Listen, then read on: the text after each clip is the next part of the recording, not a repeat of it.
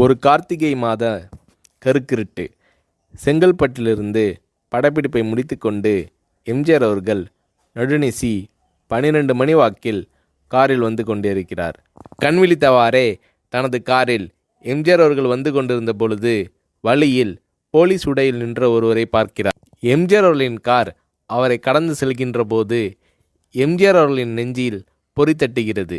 ஆள் நடமாட்டமே இல்லாத இந்த அர்த்த ராத்திரியில் அந்த போலீஸ்காரர் பஸ்ஸுக்காக காத்து நிற்கிறார் என்பதை எம்ஜிஆர் அவர்கள் புரிந்து கொள்கிறார். உடனே தனது டிரைவரிடம் காரை நிறுத்த சொல்கிறார் எம்ஜிஆர். கார் பின்னோக்கி வருகிறது. போலீஸ்காரரின் அருகில் காரை நிறுத்தி கதவை திறந்து ஏறுங்கள், எங்கே போக வேண்டும் என்கிறார் எம்ஜிஆர். பரவாயில்லை, நான் பஸ்ஸிலே வந்து விடுகிறேன் என்கிறார் அந்த போலீஸ்காரர். நேரமாகிவிட்டது, இனி இந்த ரூட்டில் பஸ் கிடையாது, ஏறிக்கொள்ளுங்கள் என்று எம்ஜிஆர் அவர்கள் வலுக்கட்டாயம் செய்ய போலீஸ்காரர் வேண்டா வெறுப்பாக ஏறுகிறார். காரின் உள்ளே லைட் போட்டு சாப்பிட்டீங்களா என்று கேட்டுக்கொண்டே தனது சீட்டுக்கு பின்னால் இருந்த பிஸ்கெட் பழங்களை எடுத்து கொடுக்கிறார் எம்ஜிஆர். இப்படி ஓசியில் பயணம் செய்வதே எனக்கு உடன்பாடில்லை.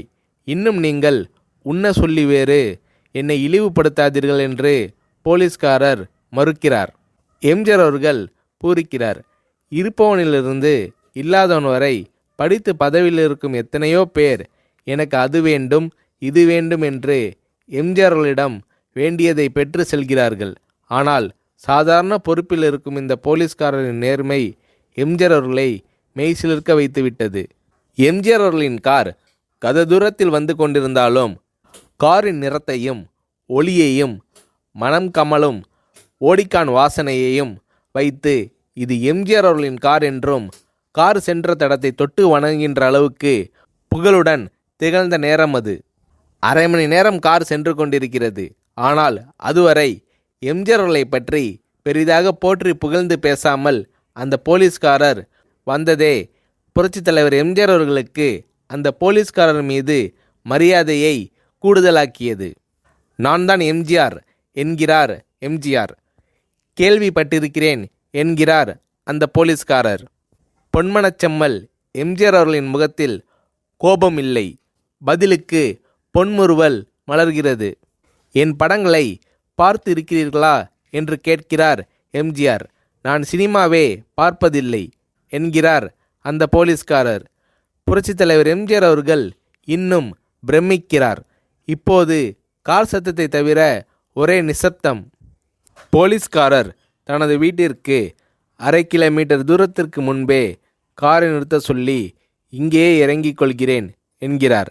ஏன், நீங்கள் குறிப்பிட்ட அந்த விலாசம் இன்னும் 1/2 கிலோமீட்டர் தூரம் இருக்கிறதே என்கிறார் எம்ஜிஆர். சாதாரண போலீஸ் உத்தியோகத்தில் இருக்கும் நான் காரில் வந்து இறங்கினால் என் வீட்டிற்கு அருகில் உள்ளவர்கள் என்னை தவறாக நினைத்து கொள்வார்கள். இதுவரை இப்படி நான் யார் காரிலும் ஓசியில் வந்து பழக்கமில்லை.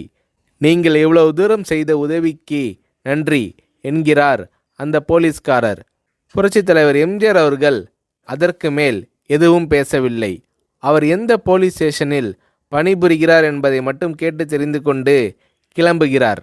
அடுத்த நாள் செங்கல்பட்டு போலீஸ் ஸ்டேஷனுக்கு ஃபோன் செய்து நான் எம்ஜிஆர் பேசுகிறேன் என்கிறார் எம்ஜிஆர்.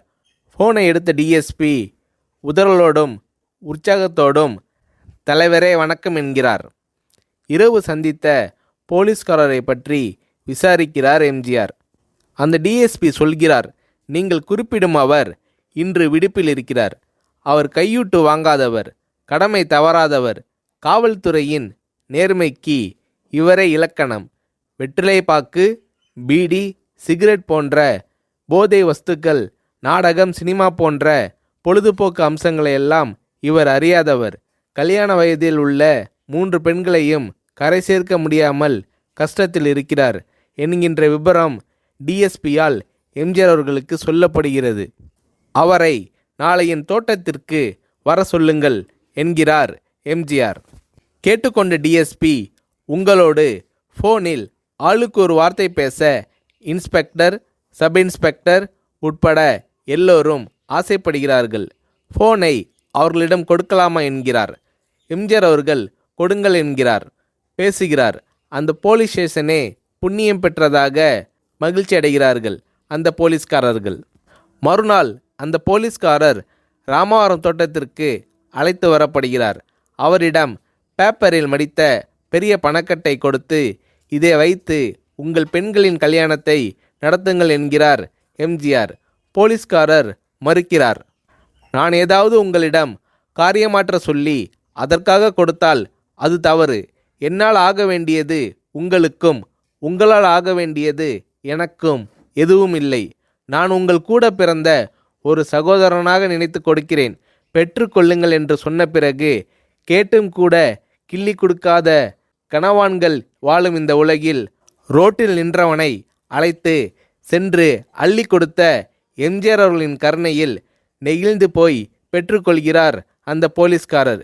பிறகு ஒரு தேதியில் புரட்சித் தலைவர் எம்ஜிஆர் அவர்களே சென்று அந்த போலீஸ்காரரின் 3 பெண்களின் திருமணத்தையும் நடத்தி வைத்து வாழ்த்தி இருக்கிறார்.